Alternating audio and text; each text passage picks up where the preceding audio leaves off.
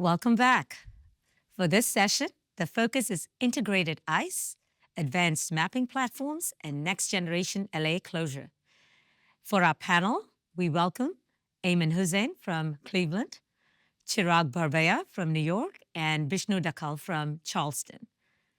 Now, I'll start with the case. It was recorded at our center at St. Bernard's Medical Center here in Jonesboro. If I can have my slides back, please.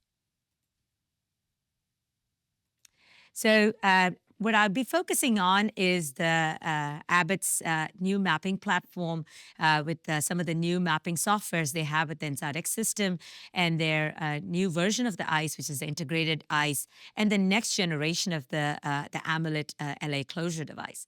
These are my disclosures. So just as an introduction, the ViewFlex X ICE catheter, the sensor-enabled catheter, full disclosure, this is not an FDA-approved catheter. It is still investigational, currently being evaluated in the first-in-human cohort. This is a catheter that is similar to the ViewFlex catheter that we have, but now has a sensor-enabled 6 DOF magnetic sensor at the tip of it that allows you to see the system within the Inside mapping software. Now, the catheter still has its quad directional deflection. It does show up on the Inside system. It's still 9 French, still has that linear array transducer that we're used to with the good image quality and that durability, still has that great torque transmission, but the tip is much softer than the current iteration of the catheter that we have. Now, with the advantage of having an integrated ICE solution, obviously, is that you can see the catheter location within the map. You can see ablation overlay, so you can visualize your ablation catheter within the ICE system. You can delineate structures within ICE and transfer those markers into the echo module. And of course, build these anatomic modules, especially AI-created contours that allow you to see the shells quicker. Of course, there's advantages to the manual workflow, right? You get it's very flexible, but the auto-generated cohort, this is actually a case from the cohort 3 that we were part of, that we just did. You can see the aortic cuts that are auto-contoured. And one thing that I actually loved is the fact that it auto-labels it as well. So in a training institution, I think it's a very useful tool. Even for my lab staff, it was a nice visual cue for them to see what structures, so I didn't have to kind of keep telling them what we were seeing. Of course, this integrated auto contour surface rendering, we looked at, you can see the LA here and the LV on the right side. The system allows for both LA and LV, and probably in the future will allow for RA and RV as well. And we actually looked at and presented the data at APHRS this last week on the accuracy of that contouring. And it was shown to be extremely accurate with the auto contouring that the system has. Now, moving on to the mapping software, there is a contact index module that is available on the Inside X system now, which looks at dynamic impedance measurements, which Inside is an open architecture structure and always used impedance measurements and local impedance changes to assess contact.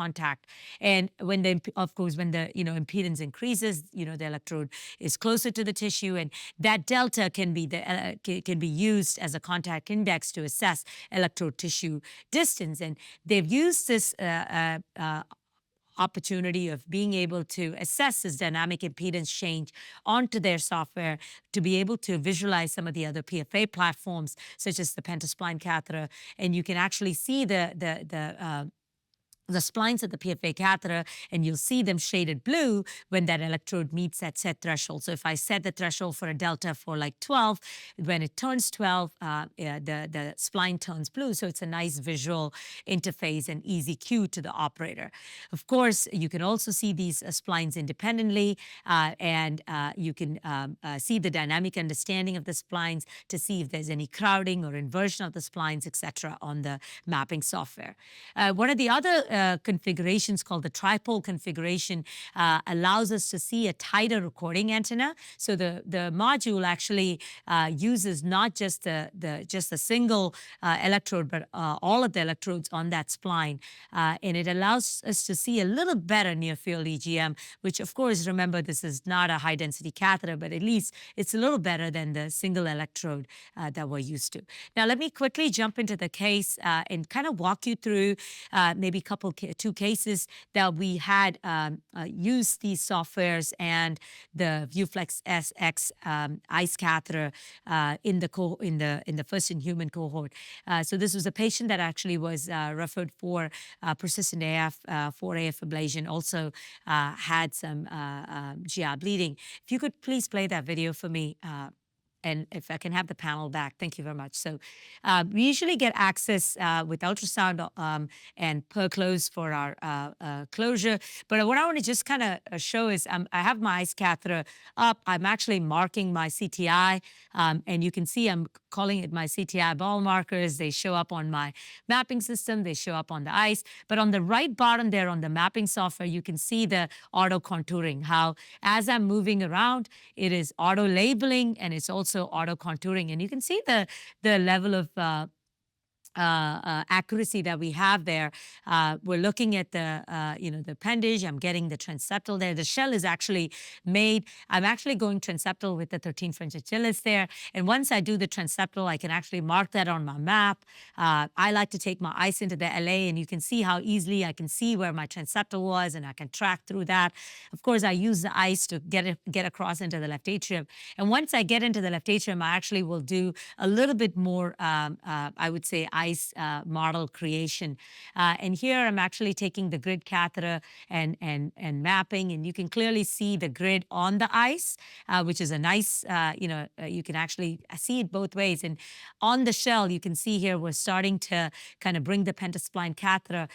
One of the softwares that I'm showing here is you can see those blue dots. So those blue dots represent where I have met my threshold. So the current software systems that we have don't have it. This is the next iteration of the software. So not only are we able to get the visual cue that you have contact, so when that spline lights up blue, I can see it, but also the lesion tag that I'm dropping is now an indicator of where I had contact. And white is where I had proximity, and blue is where I actually met my threshold. So it's a nice way, instead of just using a projection overlay map, I can kind of go along. Of course, I'm still looking at ICE to make sure I have adequate contact. My ICE is in the left atrium, and I'm constantly looking at it. But remember, it's a 2D ICE, so you don't have to kind of go back and forth. I'll actually look on the system here and see which spline doesn't have contact, and I'll rotate the ICE that direction. And you can see the array, the phased array can kind of show me which way to go. And I want to just kind of bring the panelists in. I know some of you have had exposure to this catheter. What's your workflow been?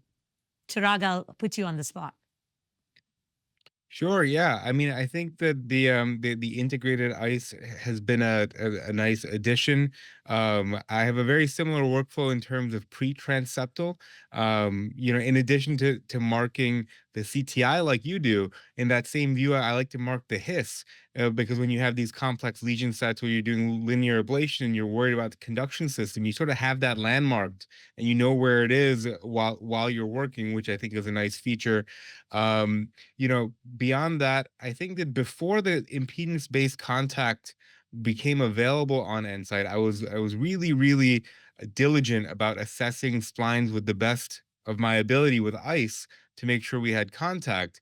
And over time, as I've gotten used to it, I've found that the impedance is reliable enough, and perhaps even more reliable because of the limitations of 2D ICE trying to assess a 3D catheter, that I've become more and more reliant on the software. And it's really only when I'm not understanding why I'm not getting contact that I'll really tune in with the ICE to see what's going on.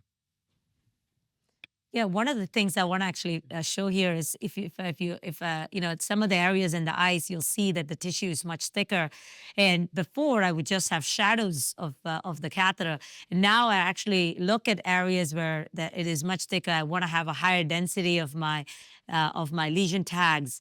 I mean, you can see this is a spread of a lesion there. You can get your catheter shadows. You can choose which way you want to project it.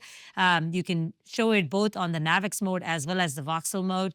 And then I'll kind of move on to the next video in this. If you can move on to the next one. There you go. This is actually a case where we actually, this is a patient that has a Watchman already. This is a redo case. And Chirag, just to your point, like you mark the his. In this case, we ended up marking where the LA closure device is because we've seen the PFA systems kind of have some interaction with LA closure. This was a redo case, so we knew we were going to be doing a little more extensive work. And you can see some of those pink dots on the map on the shell are where the device is, and we kind of draw that device a little bit as well. I want to bring in Ayman and Ayman. What, have you had a chance to use the system or any of the other integrated ICE technologies? So mapping wise, this is my go-to system so far. In integration with the Penta splines, I haven't done as much integrated ICE. But we rely a lot on ICE, for contact assessment. I agree with Chirag and you that the colors of the splines are actually very helpful and reliable. I would just caution, sometimes areas of previously ablated tissues may make it a little bit harder in terms of impedance assessment. So in areas of scars and things like that, just to have to rely more on ICE, especially in redo cases. I find the same also when Ayman, can I pause you for that just a second? So this is one of those areas you can see we're very close to the appendage closure device there, and I don't really have to rotate the ICE too much to see because I've drawn the system there already. Again, remember it's a three-dimensional structure, so just wanted to. This is a mitral isthmus we're doing. Go ahead, Ayman. Sorry. Yeah, no. So I was saying that the impedance changes are very helpful. The caveats are primarily in scar tissue, but sometimes when you're a bit deeper into the vein, especially if you're making that turn from the transeptal site to the rightward veins, just have to keep those things in mind. And I still use ICE, heavily in those cases. Yeah, we Yeah, have so been I part think of this. Go ahead, Bishnu.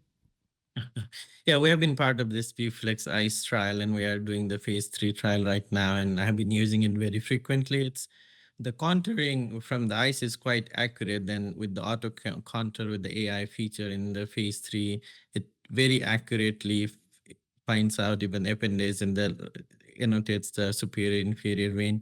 Slight confusion. I had a few cases where the image quality is not the best. Then the right-sided vein, the auto contour feature is not as best as the left-sided vein, but otherwise, annotation is quite good. And this impedance change, I have used that with the inside mapping system. It's quite good. I have compared that even with the Opal system and found comparable or even better. Yeah, I will say that it's a great point, Bishnu. It's like there are certain areas from the right, if you're actually doing the contouring with the ICE catheter in the right atrium, there are certain areas where it doesn't pick up as well. It's obviously the right veins. And for me, what has helped is going into the SVC. If you're planning on staying in the right atrium, going into the SVC and delineating the right veins a little bit better, I'll actually sometimes go into the base of the right atrium to get the right inferior pulmonary vein better. And of course, I always take the ICE into the left atrium, and when it's in the left atrium, that's a different story. You can get the right vein so much better, and I think I always tell the mappers, I think the diligence is on us to teach the system. It's an AI system. It's only going to be as good as when we teach it. So I think the more good images we give the system, it's gonna get better. But for a first iteration and how quickly the technology evolved from when I did first cohort a couple months ago to the third cohort, where we've gone to an AI-based contouring. I think I have to give kudos to the R&D team how quickly they moved with the software. If I can have my next set of slides, I want to just kind of address just the next, so just the LA closure part as well, and I want to introduce this. next iteration of the Amulet device, which is the Amulet 360 device that is currently being evaluated in the Veritas study. Again, this is not an FDA-approved device. This is an investigational device that is currently being evaluated in a prospective multi-center single-arm study in about 400 patients or so. We have finished enrollment, and we will, these patients will have a first set of imaging at 45 days to look at primary effectiveness, which is LAAC closure. The primary safety endpoint is looking at, obviously, events within the 7 days of implant. And then these patients will get imaging at 1 year as well. And there is these patients are going to be followed for 2 years for a secondary effectiveness endpoint of ischemic stroke and systemic embolism. And I want to quickly take you through a case to kind of show the features of this new device. We for the trial, we did pre-imaging, and mainly because that was, it's a new device. We didn't actually mandate it, but we wanted to have an assessment of the anatomy. This is what the current generation Amulet would look like with a FEOPS simulation. I routinely use FEOPS. Now, for the trial, we used TE, which was kind of mandatory per protocol. You can see the 4 images, and one of the things that is very different about the new generation of the device, you can see that loop. I don't use a pigtail. I use a VersaCross for my angiograms. That loop is about 24 millimeters. For a current generation Amulet, I probably would have used maybe a 28 device. But in this case, I ended up actually using a 31 device because that lobe is extremely conformable. It's much, much softer than the current iteration of the device. It's much softer. It's much conformable. Also, you see that as I come to that Amulet pair is what I call it. It's not a ball. The distal puck is now inverted. So it's a rounded ball. It doesn't have that traumatic. So it's much atraumatic entry into the appendage. And you don't want to go to a full ball because the anchors start coming out. And that's another feature that's different in this iteration is the anchors are much smaller. It's about 0.5 millimeters. So less risk for collateral damage and hopefully less risk for appendage trauma. So, and there's 2 set of anchors. So you can see I'm deploying and I'm coming very, very slowly, but you can see how conformable that lobe is. And, with the current iteration of the device, I always feel like the device kind of gives it back, like pushes back on you when you deploy that lobe. Whereas this one just kind of is taking the shape of the lobe. Now, obviously, my deployment is extremely slow, kind of letting that device conform within the appendage, letting those anchors kind of settle in slowly. And you can see the distal puck being inverted kind of helps you push. You don't have to go into any kind of the triangle mode or any of that stuff anymore. So here we have the lobe in place. Again, the close criteria is pretty similar. Of course, the second iteration of this, the Amulet 360, is also a disc and lobe design. So we want to make sure that that lobe is past the circumflex. It's not sitting out there. But because of the conformability of the lobe, I'm able to upsize and get a better fill within the appendage. With the current iteration, I would have been worried about the pulmonary artery proximity with upsizing. But with this iteration, with the smaller anchors and the more conformability, we were very comfortable using this and upsizing it. And here I'm coming into the disc, again, looking for stability of that lobe. All of that is pretty much same. But again, the feature of a disc and lobe design is that you get this dual seal, right? And the beauty of the dual seal is you get a much better sealing power in my mind. And if you're able to put that disc above the ridge, I feel like it has so much more value. And to me, leaks are one thing. It's still an Achilles heel to LA closure. And most of us don't leave leaks behind at the time of implant, yet we see leaks at 45 days. So to me, systems like this that kind of give a less, or systems that don't move around as much may have a value. And you can clearly see how, it's got a beautiful seal there with the disc sitting above. And I feel like because I can upsize, I can get the disc to almost always sit above the ridge as well. So here you can see the imaging, both 3D TE as well as the single plane imaging. And of course, this is a per close. And we can go back to the full panel at this point. So I want to kind of bring bring this conversation of Ayman, you are pretty comfortable with using many appendage closure devices, and with the technology that I just showed, what are your thoughts on your first impression on this device? Definitely, actually, it's a great change from the previous generation, having that more flexibility and it being able to conform the lobe morphology anatomy better. The inverted kind of tip or nose for which will be much less traumatic, and the disc design actually with more coverage and closure. These are all highlights of this particular design. One of the question here, for you, you've had more experience with it so far. What are your thoughts about concomitant workflows and when using something like this? Are you still worried about edema at the ablation sites and any concerns, or would it still be feasible? It's a great question. I was actually going to put it on Chirag, but I will take that. So to me, I think edema is something that we showed that it happens even with pulse field ablation, right? So we actually presented data at a symposium last year on how you at least see about 2 to 4 millimeter size difference if you do pre-imaging with CT and then intra-procedural imaging post PFA. And what we saw is that if you do more deeper lesions within the vein, you see more edema.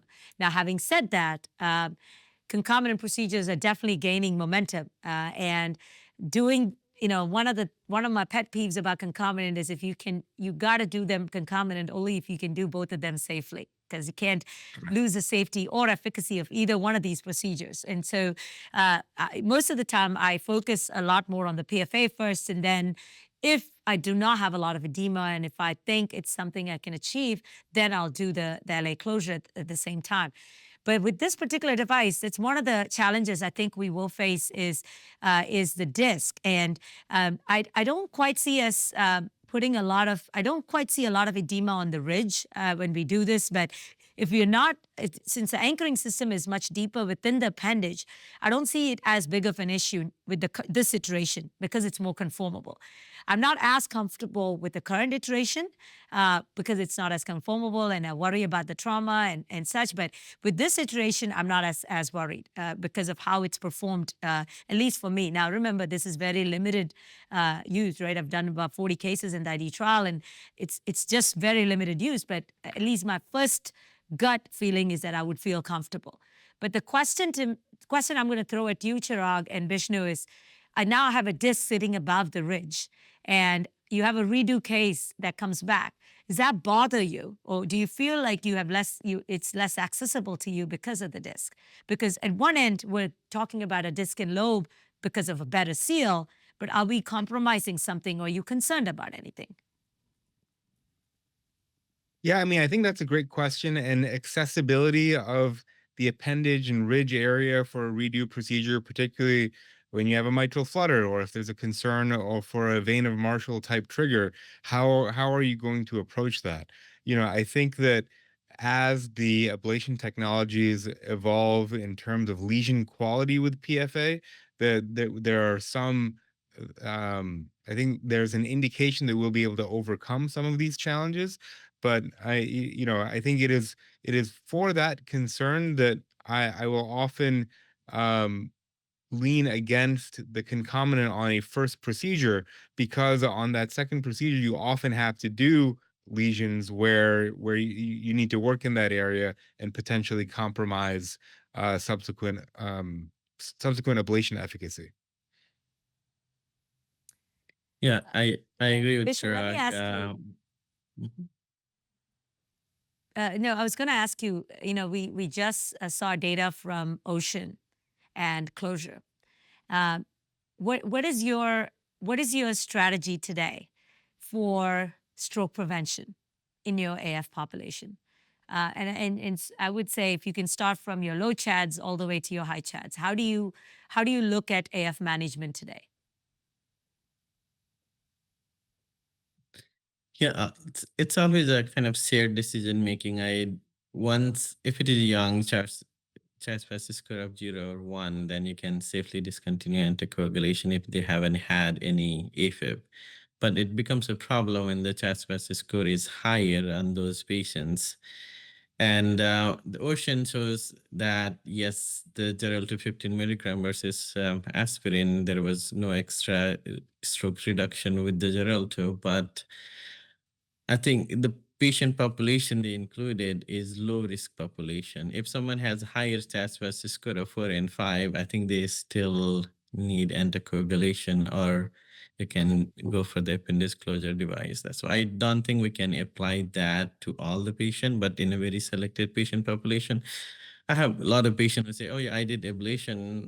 Why can't I stop anticoagulation? They don't want to do anything. They said, I'm monitoring, I'm wearing Apple Watch, I'm doing cardio every day. Like, why can't I stop anticoagulation? And that patient, I have a really detailed discussion. Like, this is the risk, right? Yes, we did the ablation. You haven't had AFib. As long as you can do really good monitoring, then you understand that there is small risk of a stroke, then you can stop the anticoagulation, but it's not ideal.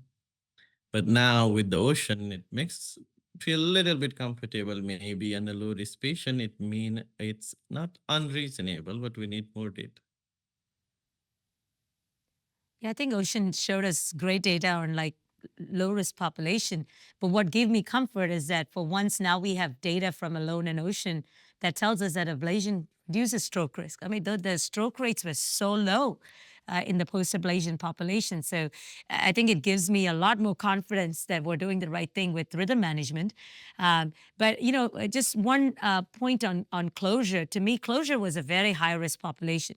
And of course, we haven't seen the paper, but to me, what stands out in closure is, I mean, there's a mix of devices used, but also even within the LA closure population, I felt like the stroke rates within the LA closure population was pretty similar to the OAC population. So I think we have to see data from trials like Champion and Catalyst to look at how these devices perform in those high-risk populations. So I agree. I think shared decision making with the patient, having those right trials, and thanks to trialists like Atul, who brought us a great trial like Ocean to give us confidence in such. So I have to say that we are almost running out of time, and that is the end of our session. My many thanks to Ayman, Chirag, and Bishnu. Stay with us. Session 6 is coming right up. Thank you.